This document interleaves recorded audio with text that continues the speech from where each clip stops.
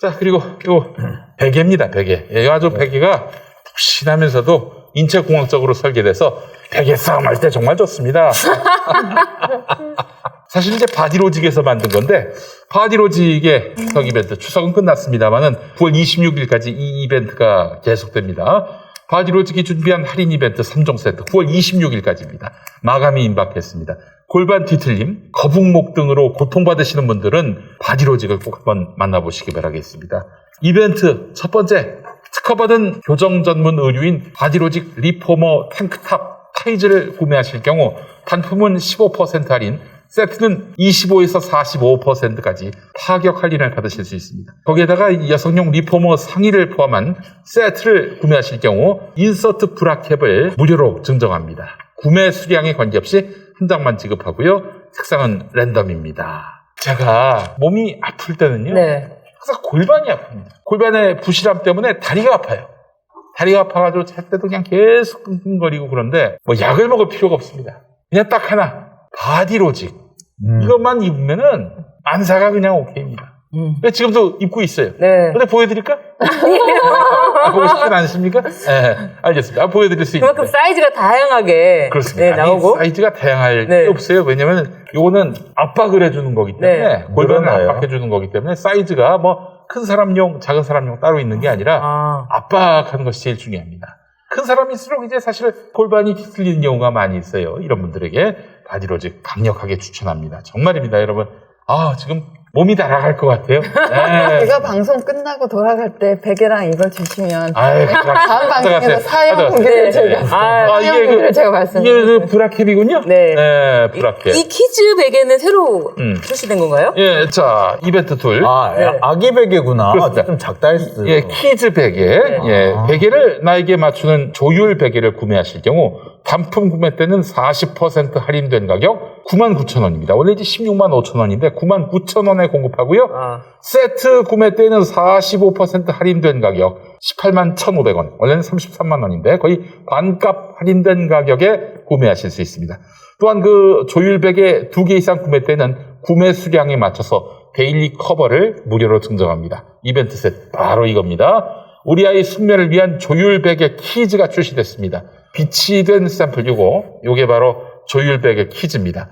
아이가 뒤척임이 심하고 또 땀이 많아서 고민이시라면은 조율 베개 키즈를 사용해 보시기 바랍니다. 조율 베개 키즈를 구매하실 경우 단품 구매는 40% 할인된 가격인 49,000원. 원래 8만원인데요. 세트 구매 때에는 45% 할인된 가격 88,000원. 원래는 16만원인데 이렇게 구매하실 수 있습니다. 할인 이벤트는 바디로직 홈페이지 혹은 김용민닷컴을 통해서 확인하시기 바라겠습니다. 일상은 활기차게, 잠자리는 편안하게 바디로직과 함께 척추가 바로 서는 건강한 가을 맞으시기 바라겠습니다. 용디의 새로운 도전 썬데이 용인 8090 세대를 위한 라떼 월드를 열다. 썬데이 용인 사건과 실화, 화제의 인물, 음악과 영화 모든 장르를 총망라한 썬데이 용인 9월 5일 팟빵에서 공개됩니다. 썬데이 용인. 아이고 이거 구독해달라는 말을 깜빡했네. 썬데이 영민 구독 구독 부탁드립니다. 이재명 후보가 특혜를 준 것인지도 한번 좀 따져봤으면 좋겠는데 이재명 지사가 2015년 당시에 사업을 진행한 성남의 뜰 컨소시엄 주주 중에 한 곳인 화천대유와 소유주 등 투자자 7명이 막대한 배당금을 챙겼는데 화천대유는 알짜배기 땅 분양 시행권까지 무임승차해서 어마어마한 이익을 봤다. 이런 주장을 펴는 사람들이 있습니다. 아까 무임승차 아니라고 말씀드렸는데 네. 그 출자자 우선 공급 제도에 의해서 네. 땅을 가져간 거고요. 네. 두 가지 좀 긍정적인 요인이 있었어요. 네. 왜냐하면 땅을 다 공사를 해놓은 다음에 이 땅을 아무도 안 사가면 금융권이 대출을 회수를 못 하잖아요. 그렇지. 그러니까 땅을 확정적으로 사가는 사람이 있어야 이 대출이 일어납니다. 그래서 땅을 그러면은 출자자들이 우선적으로 가져가겠다라고 해서 그 돈은 우리가 그때 가서 배당금으로든 뭐든 돈을 마련해서 넣을게. 그 땅값만큼은. 그러니까 너네 금융권은 돈을 떼이지 않아. 라고 하는 약정을 해준 셈이 되는 거죠. 네. 그래서 PF가 된 겁니다. 사실 상당 부분의 땅을 화천대유가 가져가기로 해서 PF가 일어날 수 있었고 왜냐하면은 미분양 위험이 그만큼 리스크가 제거된 걸로 보거든요. 그만큼이. 두 번째는 얘네들이 땅을 그렇게 2015년 가격으로 가져가게 해놨었거든요. 네. 성남시도 2015년 가격으로 임대주택 용지를 받기로 했었고 땅을 싸게 받았잖아요. 그러니까 너네 땅 싸게 받았으니까 분양가 낮춰. 그래서 옆에 입찰을 통해서 또는 추첨을 통해서 땅을 사간 그 업체들보다 분양가가 평당 400이 낮았어요. 주거 안정에도 그때 좀 기여를 했었죠, 이게. 네. 네. 그러니까는 이거를 그렇게 나쁜 눈으로 볼 게 아닌 게 어저께 그 말한 의왕 가천 있잖아요. 네. 거기는 뭐 자산관리회사가 땅 안 가져갔다 그랬는데 출자자 보니까는 출자자가 땅 가져갔어요. 예를 들어서 롯데가 있던데 출자자 중에 롯데 같은 경우에는 제일 알짜 상업용지를 가져갔어요. 그거는 시세 차익이 이거랑 비교도 안 돼요. 그럼 그것도 특혜예요? 잘못된 거예요, 의왕시도? 그러니까는 뭐 알지도 못하고 막 지금 떠드는데 애기가 처음 서로 올라오면 막 정신없잖아요. 그렇지. 지금 거의 그 수준이에요, 다들. 저는 이제 이런 거 PF 약정 같은 거 해줘서 먹고 사는 사람인데 너무 황당하죠. 아니 근데 이게 사실은 원래 도시개발 사업이 왜 생소하냐면 이게 재벌들의 놀이터예요. 예를 들어서 평택 신도시 이거 삼성전자가 하는 거죠. 당진에 그때 도시개발 사업은 현대제철이 했죠. 네. 그 다음에 하나건설, 하나이스테이트 이런 데들이 지방 같은데 신도시 개발 사업 하잖아요. 이거는 재벌들의 놀이터고 그 다음에 시행을 해서 돈 좀 벌었다, 뭐 부동산 개발해서 돈 좀 벌었다고 하는 사람들이 최종 꿈이 도시개발 사업이에요. 완전 시행의 꽃이다 이렇게 부르는 거예요. 네. 누구나 하고 싶어하고 그 대신 자기 자본이 기본적으로 몇백억 있어야 돼요. 이것도 300억에서 500억 정도 갖고 있어야 돼요. 그런 사람이 몇이나 있겠어요. 그러니까 이거는 일반인한테 해당 사항이 없는 거예요. 누구나 다 지망하고 지원하고 그렇게 해서 살 수 있는 뭐 1, 2억짜리면 모르겠는데 그렇죠. 이거는 수백억대가 들어가는 기본적인 자기 자본이나 에코티가 몇백억이 필요하고 그 대신 매출이나 이익은 조 단위로도 날 수 있죠. 그렇지. 그러니까 제가 제일 황당했던 게 5천만 원으로 이 돈을 벌었다. 너무 황당한 거예요. 야 그럼 내가 약정만 하고 있냐? 내가 가서 하지? 야 5천만 원이 그거면 내가 하겠다. 내가. 말이 돼요 그게? 그럼 비상식적인 얘기를 언론에서 하는 거예요. 5천만 원으로 뭐 1,100 벌었다, 1,000배 벌었다 지금 그러고 있어요. 그러니까 말이 안 되죠. 만배영 나오네. 만배영. 근데 만배영도요. 기본적으로 이 양반이 내가 왜 약정을 해? 도시개발 사업에. 근데 만배영이 기본적으로 이 양반이 수원역 뒤쪽에 아파트 단지 시행을 했어요. 그다음에 동탄 신도시 쪽에도 손을 좀 댔었고. 아, 기본적으로 돈이 좀 있어요. 그래서 아까 300억 정도 얘기를 했는데 아까 300억을 들어가는 게 기본적인 설계라든지 이런 것 때문에 기본적인 공사라든지 이런 거 얘기하셨잖아요. 기본적으로 그 정도 돈은 될 수 있는 양반이에요. 근데 아까 지금 김윤호 변호사님 말씀하시는 그 돈도 지금 딴 데서 왔다는 거 아니에요. 그런 거 보면 이거는 이제 실제로 전조가 따로 있다는 얘기인데 그 부분 나중에 따로 밝혀봐야 될 것 같고 문제는 저는 이 사건의 본질이 뭐냐면은 토건족화된 기자학, 부학 기자하고 전관 법조인들이 결합을 했을 때 어떤 문제가 생기는지 보여주는 건이에요. 아니 김수남 전 검찰총장도 고문으로 일했다면서요? 그렇죠. 이거 그러니까 법조계의 비리예요. 법조계 비리고 법조 기자의 비리예요. 비리라고 하기 좀 그렇고 부적절한 만남이에요. 그죠, 우리 만배영 말씀하신 네, 부적절한 만남이에요. 그러니까 법조 전관들과 오래된 부학 기자들, 하여튼 법조계의 카르텔, 법조 카르텔의 비리라고 합시다, 그냥 편리하게. 비리라고 보는 게 맞습니다. 근데 이거를 자꾸 이재명하고 연결시키는 거는 이거는 말도 안 되는 얘기예요. 특히 여기서는 만배영은 법조 기자단하고도 상당한 연관이 있어요. 이 형이 법조 기자단에서 거의 왕이었어요. 이 형이 넣어주라 그러면은 법조 기자단 들어가고 안 그러면 빠지고 심지어 투표해가지고 부결이 됐는데 그날 저녁에 오후에 다시 재투표해가지고 들어가는 경우도 있었어요. 아니 지금 언론들이 말이죠 특검을 요구하고 있습니다. 특검 도입을 요구하는 그 의도는 뻔해 보입니다만은 그러니까 이들이 문제 삼는 건 천문학적인 공익을 소수 몇 명에게 돌아가게 사업 구조를 짜고 인허가 절차에서 일반과 다르게 편의와 지원을 제공했다. 우리가 쭉 얘기했던 바인데 근데 제가 인상만으로 말씀드리면 네. 일단은 수익이 이렇게 났는데 이건 지금 시점이잖아요. 그렇죠. 처음에 사업을 시작했을 때는 네. 리스크를 안고 가는 거고 그렇지. 하이 리스크 하이 리턴이라고 그러잖아요. 그러니까 네. 지금 상황 수익이 이렇게 많이 나는 출발할 때는 아무도 모르는 거죠. 그 당시 시점으로 생각해야 되고 두 번째는 경황으로도 지금 2017년에 2,800억이 예상되니까 사실 저는 갑질이라고 생각하는데 920억 편을 지어줘. 사실 봐주려고 했으면 그쪽에 특혜를 주려고 하는 사람이 이걸 요구했겠습니까? 그렇지. 이건 정황상도 맞지 않죠. 지금 또 그렇죠. 그랬으면 이재명 지사가 이거 진짜 주인이었고 자기 사익을 취하려고 했으면 야, 슬쩍 넘어가. 배당 잘 챙겨 그랬겠죠. 네. 그렇지. 모르신 말씀이에요. 그런데 이런 가운데 정의당 심상전 이정미 의원 같은 경우 이 천문학적 이익이 예상됐음에도 일정액까지만 확보하고 그 이상의 이익 배분을 포기했다면 그거는 무능했거나 완전히 무책임했거나 그것도 아니면 배임 논란이 뒤따를 수밖에 없다. 말도 안 되는 소리인 게 자기가 이거 받아보라고 하세요. 이거 받아가지고 재미 본 지자체가 있나. 이 개발사하고 시행사는 돈 안 주고 비용 극대화를 해가지고 이익을 최소화해서 지자체한테 정산할 때 돈 안 주는 노하우가 있다니까요. LH도 벌써 그러는데. 판교권부터 받아보라고 하세요. 능력 때문에. 말도 안 되는 소리 하고 있어. 사뭇당당한 이재명 지사의 태도에서 초조함이 새어나온다.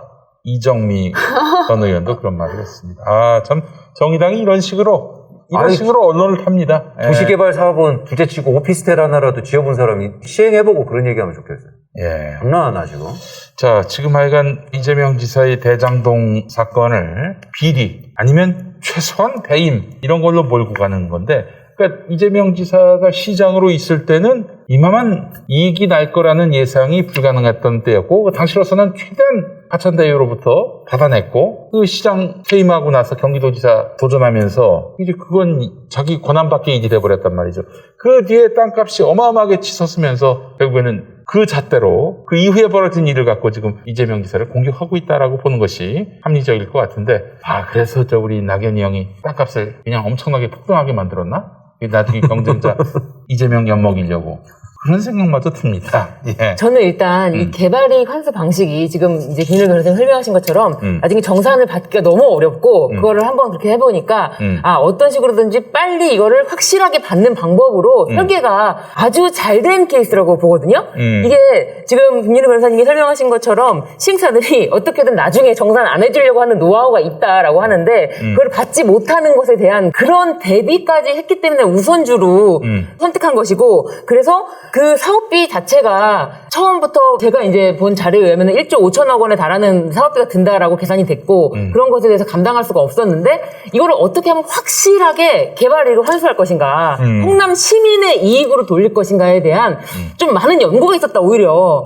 그렇기 때문에 이게 확실하게 이익으로 지금 자리 잡고 받았지, 안 그랬으면 진짜 뭐 받을 수 있었겠냐, 판교 봐라 못 받는다라고 말씀하시는 그 지적이 전 되게 정확하신 것 같아요. 이 개발이익에 대한 환수라는 것이, 저도 뭐 사실은 제가 하는 일이 뭐 손실보상 쪽 일을 하지만 이 개발이익 환수 관련해서 시에서 이렇게까지 철저하게 아예 처음부터 설계를 해가지고 들어가서 하는 것은 이게 거의 최초 아닌가, 이런 일은 없지 않았나라는 얘기가 있고 저는 그게 맞다고 보거든요.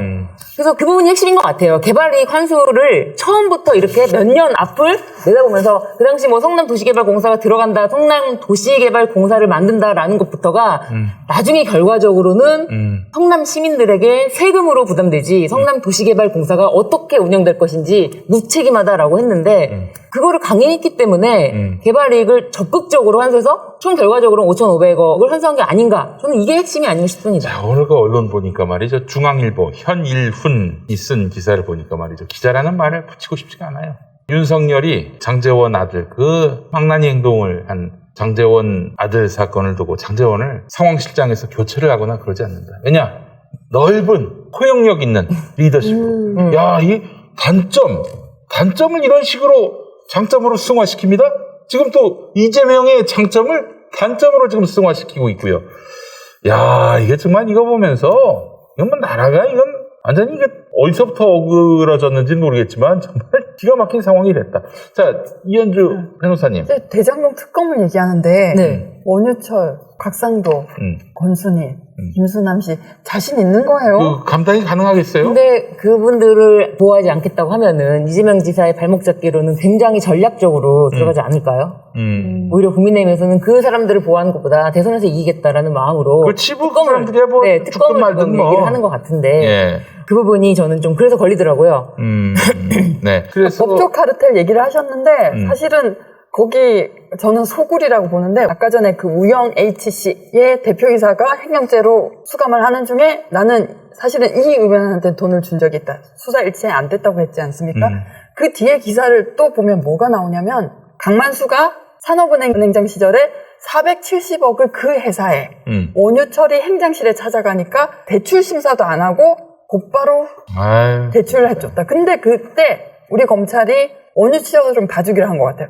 아니 국회의원이 행정실에 납치였는데 대출 심사 없이 470억이 딱 대출되게 해줬는데 그 보좌관은 권모 씨만 5,500만 원 했다고 엮어요. 그러니까 거기 그런 국회의원을 봐주던 검찰, 그런 국회의원이 모여있는 회사가 여기인데 참 할 말이 없습니다. 예. 제가 볼 때는 이게 제일 걱정스러운 것이 특검을 특검이 이게 단순히 대선판에서 소란을 일으키겠다. 그래서 소란을 일으켜서 시선을 이재명 지사 쪽에 집중을 시켜서 그 피의자인 상황에서 이재명을 놓고 계속 공격하면서 노이즈를 일으키겠다. 그렇죠. 이 사람은 지금 한 방에 갈 수 있다. 이런 심리를. 그렇죠. 그런 걸로 볼 수도 있겠죠. 네, 그래서 사실 저는 특검을 하려면은 2개의 특검을 동시에 해야 된다고 봐요. 그러니까 윤석열 관련 특검하고 이재명 특검하고 이거를 만약에 화천대유 특검을 할 거면 윤석열의 고발 사주 특검도 같이 해야죠. 그렇지. 예, 그런 식으로 하려면 그런 식으로 하든가. 예. 특검은 민주당에서 안 받을 것 같아요. 예, 그러니까 굳이 이거를 사실은 검찰 아니, 제 말은 이게 뭐냐면은 특검을 하든 수사를 하든 이런 거는 2개를 동시에 저는 그렇게 생각하지 않아요. 진행해야 저는 그렇게 되고. 생각하지 않아요. 그걸 동시에 진행하는 게 아니라 전혀 성격이 다른 거거든요. 이거는 특검을 할 게 아닌데 하자고 우기니까 받아줄 수가 없다. 그리고 그 윤석열 고발 사주권은 그건 수사는 해야 돼. 그건 이미 또 공수처에서 지금 하고 있는데 그걸 별도로 지금 특검을 만든다는 건 좀 그렇고 그래서 둘 다 특검으로 가는 건 반대합니다. 그래요. 그러니까 그럴 거면은 아예 이거는 특검에 갈 상황이 아니고 이거는 검찰 수사로 하는 게 맞죠. 네. 예. 자, 그 김기현 국민의힘 원내대표 발언을 두고 어제 이재명 캠프에서 고발을 했습니다. 검찰이 이제 수사에 착수를 하는 것 같은데 이후에 어떻게 될 것 같아요, 이현주 변호사님? 김기현이 뭐라 했어요? 하여튼 이재명 지사를 화천대유한테 특혜를 준 것이냐, 그렇게 얘기한 것과 관련해서. 김기현 원내대표가 기자회견에서 한마디로 비리와 특혜, 특권과 반칙의 종합 백화점이자 권력형 종합 비리 세트라고 발언을 해서 이재명 후보의 명예를 훼손했다. 이런 이야기를 지금 하시는 거예요. 네, 그렇죠. 예. 아무래도 검사들이 눈치를 보죠. 눈치를 봐요. 이 눈치를 누가 대선에 가까운가 한참 들고 있다가 처리 안 할 것 같은데요. 사실 그 도이치모터스도 이때까지 쭉 해왔지만 그렇죠. 윤석열의 지지율이 빠지자고 하니까 영장 더 열심히 치고 압수수색하고 그런 것처럼 오늘 빤스 목사에 대해서 1년 만에 기부금품법 관련해서 불구속 기소 결정이 났어요. 저희가 2년 전에 고발을 했는데 이제야 드디어 기소가 됐습니다. 이게 다 연관이 있는 거 아닙니까? 그렇죠. 시기를 본다는 말씀이신가요? 자기네들끼리도 하는 말이 있어요. 쟤는 바람개비. 바람이 불기도 전에 바람을 느끼고 돈다. 기류에 굉장히 민감한 사람들이니까 이렇게 눈치를 보고 자기의 포지션을 정하겠죠. 이번 것도 좀 잘 봐야 된다고 생각이 들어요. 저는 지금까지 우리가 지금 화천대유 한참 얘기를 했는데 사실 저는 오늘 이 얘기를 이렇게 길게 얘기하는 것도 약간 부적절하다고 느꼈던 것이 네. 사실은 이 화천대유 제가 만병거 아닙니까? 이렇게 얘기하고 제가 넘어가려고 했던 거는 그 얘기만 하려고 했던 게 뭐냐면 이거는 사실 이게 대선판에서 이게 이렇게 거대하게 떠들 얘기가 아니에요. 어떻게 보자면은 개인적인 비리, 개인 비리일 수도 있는데 이거를 마치 대선 주자의 얘기인 것처럼 우리가 지금 거론을 시키면서 대선판의 주요 이슈를 만들고 있는 거거든요. 이거는 사실은 그래서 이게 이게 지금 우리가 지난번에 얘기한 고발사주 의혹을 이게 물타기 돼버렸어, 그렇죠. 이게. 네. 이거는 고발사주 의혹을 물타기 하기 위해서 써먹은 희석죄예요, 이거는. 아무것도 아니에요, 이거는. 그래서 제가 이 만병이 돈 번 얘기 아니에요? 라고 얘기했던 이유는 사실은 거기 있는 겁니다. 김인호 변호사님이 막 화를 내셨지만 사실은 제가 얘기하는 이유는 그거예요. 이거는 만병이 돈을 벌었든 누가 벌었든 이건 대선 주자하고 아무 상관이 없어요. 이거는 대선 주자와 상관없이 요거는 고발 사주 사건을 희석하기 위해서 이게 등장한 거란 말이에요. 그게 정확할 것 같습니다. 네. 그렇잖아요, 변호사님! 마음대로 하세요. 수사정보정책관실에서 고발장을 작성한 검사가 거의 특정이 됐다고 하는데 맞습니까? 그래요? 그 얘기 좀 한번 해보죠. 제가 카더라 통신인데 어떻게 얘기를 해요? 그 뉴스버스가 윤석열인지 아닌지 구분할 수 있을 상황까지 왔다. 그런 보도를 했는데. 제가 서초라. 그게 저기 모든 파일에는 헤더가 있어요. 헤더. 예, 저기 파일의 머리 부분이죠. 헤더는 이게 언제 만들어졌다라는 거, 어느 컴퓨터에서 만들어졌다는 걸 기록을 하고 있어요. 그걸 역추적을 해 들어가면은 누가 만들었는지까지도 나와요. 그 헤더를 찾았대요. 찾았대요? 예. 그럼 누구야? 카더라 통신에 의하면 대검 감찰부가 입을 꽉 닫고 있다. 왜냐하면은 윤석열의 간첩이 아직도 많아서. 관자가 많아서. 그래요? 그래서 언론이고 뭐고 입을 꽉 다물고 있는데 그럼에도 퍼져나온 얘기는 거의 특정이 됐다. 여기서 말을 하면은 한동훈이 또 고발을 할 거예요. 한동훈은 아니에요. 아니, 한동훈이 저를 고발할 거예요.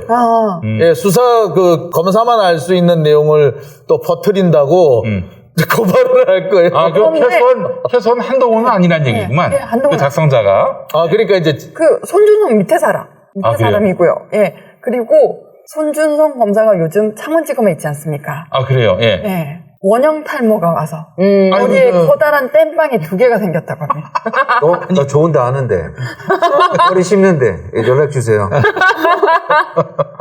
손준성 검사님 연락 주세요. 네, 원형 탈모에 대해서는 직방이. 그러니까 제가 요새 씹는 게 최고입니다. 이게 어디 나가서 제가 이제 중요한 정보를 말씀드리기가 어렵고 기사를 쓰기가 어려운 것이 뭘 기사를 쓰면은 이 기자는 전부터 검사들만 수사팀만 알 수 있는 중요한 정보를 빼내서 기사를 썼다고 누가 빼돌렸는지 반드시 밝혀야 한다고 그런 식으로 입장문을 내기에 겁이 나서 이제는 기사를 쓸 수 없어요. 그래서 말씀을 못 드리겠는데 아마 맞을 거예요.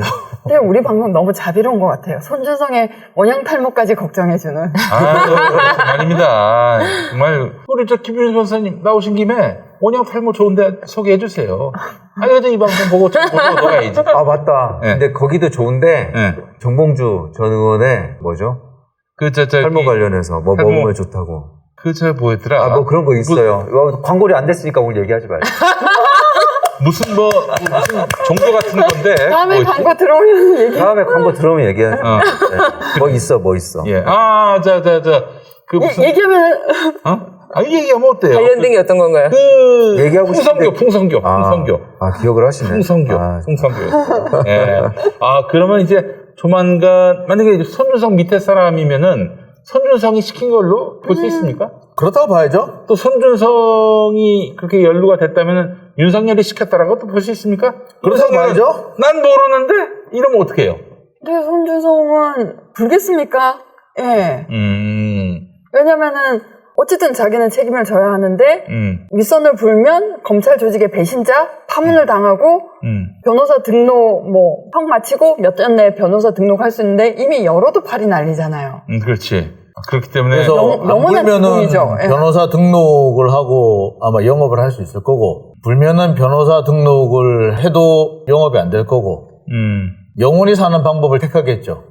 그러면은 이제 우리 성렬이 형의 유관함이 드러날 수도 있겠다. 예. 안 드러난다. 죽어도 얘기 안 할 거다. 그렇죠. 네, 그 뜻으로 하신 거죠? 예, 그렇죠. 그렇습니다. 예. 얘기는 안 하지만 지금 뉴스버스가 그 관련해서 고발사주 실체에 대해서 분석을 해봤다라고 하면서 작년 12월에 아주경제에서 왜 웃으시죠? 이거 정확한 건 맞죠? 네, 맞아요. 그래서 2020년 12월에 아주경제에서 윤석열과 한동훈의 통화 그 날짜를 특정했던 것이 있고 자료가 있었거든요. 네, 있어요. 그래서 3월 30, 그러니까 2020년도 3월 31일부터 4월 8일까지 이 손준성이 고발장을 발신하기 전후 1차 고발장을 4월 3일에 보냈지 않습니까? 네. 근데 고발장을 발신하기 전후로 해서 그 MBC에서 보도가 된 날, 31일 날 보도가 된 날 통화 몇 회 하고 그리고 이제 카톡 몇 회 하고 이런 것에 대해서 분석을 해놨는데 이 분석을 보면은 아 진짜 좀 밀접하게 연결이 돼 있고 손준성이 같이 단체 카톡방에 들어있는 자체가 이거는 예사롭지는 않다. 그렇기 때문에 한동훈 핸드폰이 풀리면은 이게 뭐냐면요.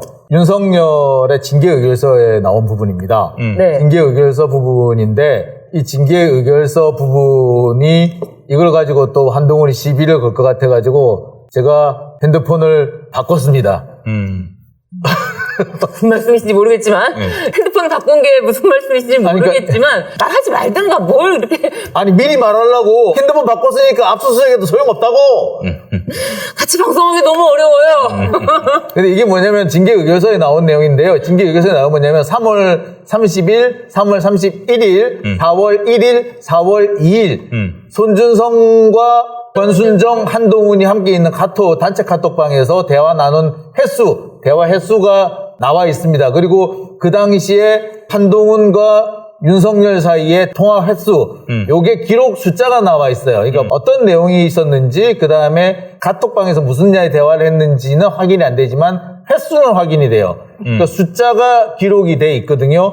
요거하고 그 당시 다른 그 때서 확인될 수 있는 그 MBC라든지 그 다음에 또 이제 그 이번 뉴스버스에서 확인하고 있는 자료랑 같이 놓고 쭉 확인을 한 거죠. 분석한 거죠. 분석을 했더니 정황상 딱 떨어진다라는 얘기를 한 겁니다. 그러니까 왜 한 손준성이 몇 통 정도 서로 대화를 나눈 걸로. 대충 그런 제가 이제 얘기를 제가 정확히 기억은 안 납니다만 한동훈하고 윤석열하고 한 10통 정도를 하면은 손준성, 권순정, 한동훈 셋이서 카톡을 한 40회 정도 얘기를 해요. 아니 충분히. 요게 3일 정도 계속 반복됩니다. 충분히 그러면 뭐 그들이 이것과 관련해서 논의했을 수도 있겠다. 네, 그 정도. 상황상 그렇죠. 그리고 그 당시에 보면은 그리고 난 다음에 실제로 일어난 일을 보면은 딱 떨어져요. 근데 손준성의 동기라는 것이 말입니다. 우리 총장님 가려운 데를 민감한 민원 사항을 잘 해결해주면 거기 패밀리가 되고 이제 뭐 보직, 승진 그렇지. 에서 탄탄대로를 걷게 되는 그러니까 거기엔 사실은 영원한 고3이라고 얘기하잖아요. 그렇지. 부장검사 이상이 되면은 매년 뭐 인사가 고범이냐, 나는데 아니냐. 그쵸. 뭐 6개월마다 나기도 하고 아니 나는 그러면 이제 진짜 그 정신이 피폐해져요. 그러니까 맨날 특상 받아야 직성이 풀리는 사람들인데 그러면은 이게 말이 안 되는 게 손준성이 보니 우리 총장님이 너무 괴로워하시는 것 같다. 몰래 내가 우리 총장님을 위해서 이게 말이 됩니까? 안 되죠. 왜냐면 손준성 같은 분들은 그럼 지금 말씀하신 대로면 총장님이 싫어하고 총장님이 나한테 인사를 잘 안 줄 것 같아. 포인트가 안 될 것 같아. 그럼 안 해야 되거든요. 안 해야잖아요. 근데 윤석열 총장이 뭐라 했어요? 내가 그런 거 원하지도 않고 그런 거 해서도 안 되고 근데 그런 거를 그런 사람이 한다고요? 나 특상 받아야 되는데? 그러면 손준성은 약간 간 거야 이제. 에? 약간 갔고 정상적인 공무원이 아니에요. 공무원들은 절대 윗분의 뜻에 맞춰서 윗분이 좋아할 일만 합니다. 싫어할 일을 왜 해? 싫어할 일을 했다는 건 그 사람은 이거지. 그게 아니면 좋아한다는 걸 어떻게든 명시적이든 묵시적이든 알고 했거나 둘 중에 하나인 거죠 사실. 네. 아니면 손준성이 제정신이 아니고 공무원뿐만 아니라 제정신이 모든 아닌 직장인이 쪽을 택할 것 마찬가지예요. 같아요. 제정신이 아닌 쪽을 택할 것 같아요. 맞아요. 그리고 그러니까 한동훈과 손준성과 대검 대변인 그 당시 고 3인의 카톡방이라는 게 굉장히 의미심장하다. 그 의미심장하지 않습니까? 예. 한동훈 비밀번호 안 가르쳐 준다. 네. 20짜리 비밀번호를 건다. 이게 20짜리 비밀번호를 걸 수가 있는 일이에요. 네. 기억도 못할 것 같아. 아, 저는 오늘 우리 고소당하는 거에 이렇게 비웃었다고. 아니, 편집적인 것 저는 같아요. 이게 어떤 부분도 나오냐면 이제 손준성하고 뭐 근무연이 없다 한동훈하고 이 얘기하는데 제가 확인해 본 바로는 근무연도 확인을 했어요. 아 있어요? 네, 있어요. 한동훈이 기획조정부의 과장으로 있을 때 거기서 연구관으로 근무했던 연이 나왔고요. 네. 그 다음에 한동훈하고 누구하고 봤냐면 김유철 검사하고는 되게 근무연이 많은데 김유철하고 손준성하고 또 근무연이 많아요. 그러니까 뭐냐면은 주로 보면은 김유철 검사의 후임자로 보통 손준성 검사가 간 경우가 많이 돼 있어요. 그러니까 제가 보기에는 그래요. 그러니까 그 김유철 검사가 이제 지방으로 가게 되면서 자기 후임자로 손준성 검사를 추천했을 가능성이 제일 높다. 내 친구인데 얘 믿을만 합니다라고 하지 않았겠느냐. 전체적인 분위기로는 그렇게 보는 게 맞고요. 근무연이 없다라는 식으로 하는 거는 조금 말이 안 된다. 그 지금 제가 여러 군데서 제보가 들어왔습니다만 근무연이 없다라는 거는 옳지 않다. 그리고 많은 사람들은 근무연이라든지 이런 인연이 있는 걸로 파악을 하고 있는 것으로 알고 있습니다. 그리고 아까 좀 얘기를 이어서 하면 손준성은 잘 돼봤자 총장님이 좋아하지도 않을 일을 한 거고 잘못되면 목달아라는 일을 한 거잖아요. 그렇죠. 이게 말이 안 되잖아요. 네. 결국 전 그래서 이렇게 봅니다. 제가 가장 큰 의문은 뭐냐면은, 아니, 이 검사들이 말이에요. 윤석열이가 이제 사실은 올 7월에 이제 퇴임 아니었습니까? 대선이 이제 다가와서 대선 후보로 나와가지고 당선되는 것도 참 불확실한 일인데, 근데 왜 이렇게 이 검찰 조직은 윤석열을 중심으로 똘똘 뭉쳤을까? 지금 생각해보면은, 여권도 얘네들은 아마 조국을 몰아내고 추미애를 몰아내는 것도 여권 내의 어떤 권력 투쟁이라고 보는 거고, 여권의 절대적 주주는 결국 윤 총장님하고 가깝다. 이 수박들이 주류이기 때문에, 그렇기 때문에 우리가 지금 이렇게 윤 총장님한테 잘 보이면 우리 승진에도 도움이 된다. 현 정부 아래에서라도. 이렇게 판단한 것은 아닐지 싶어요. 근데 저는 좀 다른 견해인데요. 네. 검사는 그 조직에서 잔뼈가 굵고 그 문화에 무르익다 보면, 익숙해지다 보면 상관의 지시에 대해서 판단을 안 합니다. 판단을 하면 괴롭거든요. 그래서 전에 내려온 얘기가 이런 얘기가 있어요. 특수부에 초임을 1년을 마치고 특수부에 발탁이 됐는데 얘는 이제 싹수가 보이는 애였죠. 부장이 불러다가 무리한 지시를 하는 거예요. 그래서 너무 무리한 지시니까 무릎을 꿇고 부장 그건 안 됩니다. 안 됩니다. 라고 한 0.3초간 고민을 하다가 일어서면서 예, 알겠습니다. 그러니까 간심 사건을 잘 못 해결했을 때 이 조직 안에서 어떤 취급을 받게 될지 이런 것들, 그리고 상관에 거슬렀다가 또 어떤 취급, 이게 익숙하다 보니까 판단을 안 한다고 봐요. 무릎 꿇고 있는데 잠시 누가 왔다 간 거죠. 야, 네가 이러면 안 되지. 그쵸. 네, 그래서 그럼 안 되는 너 검사로서의 인생 좀 칠래? 이렇게 무릎 꿇으려. 네, 마음속에 누가 왔다는 거지. 그쵸. 그거죠. 아이고. 그런데 그 검사를 보고 다른 누가 그랬대지. 야, 그 검사 기계 있다고. 그렇죠. 잘 아시네요. 그러면 기계 있다고 해요. 자기네들끼리는. 자기네들끼리 낼 수 있는 용기의 최선이니까. 최대치를 그렇게 하면 냈다고. 기계 있는 거고 거기서 한 발 더 나가면 또라이인 거고. 그쵸. 이문정 같은 문거로 잠그고 무죄 구형하면 미친년인 거고. 괜히 고집세다는 둥, 미쳤다는 둥. 알겠습니다. 아유, 이 대장동 문제와 관련해서는 전문가들의 이야기, 우리 김윤우 변호사님 포함해서 아니, 김민우 변호사님이 이재명 TV 한번 나가셔야 될 것 같아요. 아니, 근데 가장 설득력 있고. 예. 아니, 그냥 이 얘기 한마디면 끝나요. 이게 이재명 거면, 박상도 아들도 이재명한테 월급 받은 거고, 원희철도 이재명한테 월급 받은 거고, 새누리당 의원 최소한 둘은 이재명 하수인이라는 결론이에요. 이게 말이 되냐고.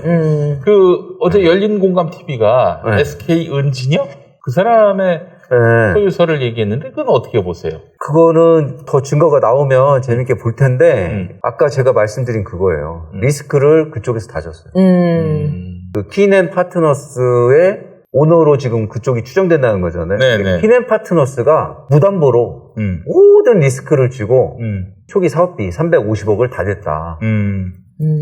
떼일 수 있는데 도대체 화천대유가 아무리 만배영이 시행을 많이 하고 돈이 많아서 그렇지 무담보로 350억을 주진 않아요. 아무리 재벌이라도. 그래서 그렇죠. 이거는 흔히 볼 수 있는 관계가 아니다. 라는 점에서 관심 있게 저도 보고 있습니다. 딱 여기까지만 하고요. 알겠습니다. 제가 그와 관련해가지고 이 은모 씨가 SK 사람이냐라고 제가 물어봤어요. SK 측에 직접 전화를 해가지고. SK 맞냐? 그 사람이 지금 계속 SK 나오던데, SK 맞냐? 라고 했더니, 그 사람은 SK하고 관련이 없는지 오래됐다. 그 사람하고 화천대유하고 거래가 있는지, 김만배하고 거래가 있는지는 모르겠으나, 그 사람은 SK하고 연결 짓지는 제발 말아달라. 근데 그 사람하고 키넨 파트너스하고 얘기를 들어보니 키넨파트너스하고 김한배하고 거래 관계가 있는 거는 맞는 것 같다.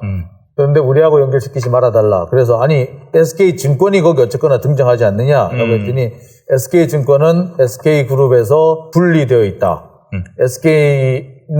SK가 이제 그 금산 분리 정책에 따라서 SK는 그런 얘기 하지 말고. 아니, 무슨 뭐. 근데 SK가 이거 수사하면 진짜 큰일 나나 보다. 막 이거 드러나면 안 된다라는 뭐랄까 그런 게 느껴지네요. 더 이상 우리를 캐지 말아다오 제발. 그러니까 우리에 대해서 알고 싶어하지 말아다오. 그러니까 SK는 이 건으로 만약에 들어가게 되면은 이게 되게 복잡해져요. 이거는 만약에 이게 SK랑 연결이 돼 있다면 말 그대로 비자금이에요. 말 그대로 비자금이 되는데 이번에 비자금이 또 나오면 이게 세 번째 비자금이에요. 비자금이라는 증거는 있어요? 이번에 나오면 세자금 비자금이라고 연관이 있다면 비자금이라고 있다면 배당금이랑 월급 모아놓은 걸 수도 있잖아요. 있다면 연관이 있다면 만약에 자기가 관련이 없다고 그랬는데 있다면 이게 신기한 게 키넨파트너스 재무제표를 쭉 꼽아봤더니 박중수라는 분이 100% 지분을 가지고 대표를 하고 있었거든요. 그런데 2018년인가 19년도에 이지훈이라는 분으로 100% 지분을 다 넘기고 대표도 넘어가요. 근데 별로 자산이랑 부채를 보면 이게 거래할 만한 회사가 아니고 오로지 화천대유 뽑아먹는 것밖에 없는데 화천대유에서 돈이 많이 나오니까 그걸 가지고 팔았다? 월급 얼마 주고 회사를 거래했을까? 그것도 참 궁금합니다. 그러니까 다 넘어갔는데 그러면 돈을 얼마 받았을 거 아니에요? 거래를 했을 거 아니에요? 그것도 몰라요. 그러니까 뭔가 이게 좀 수상하기는 해요. 그래서 이게 진짜로 SK랑 관련이 없다면은 뭐 없겠지만 만약에 있다면 상당히 이상해요. 그리고 아까 제가 말씀드렸죠. SK는 분명히 자기랑 관련이 없다라고 얘기를 했는데 관련이 있다면 비자금이다고. 왜 말씀을 그렇게 이상하게 풀어요? 근데 그 돈이 비자금이란 건 아직 안 나왔잖아. 아니요, 제가 정확히 들으면 이번에 다시 문제가 된다면 세 번째 사건이 될 수 있다 이렇게 봤어요. 될 수 있다. 그리고 될 수도 있다. 아니 비자금이 맞냐고 했잖아요 저는. 아니 돈의 소스는 모르잖아 우리가. 아니 자기들하고 상관없댔는데 상관이 있다고 나오면 비자금이 맞지. 아니 그거는 비자금인지는 모르잖아요. 그러니까 아니, 상관없다고 그랬잖아. 돈의 소스가 그건지 모르잖아요. 네.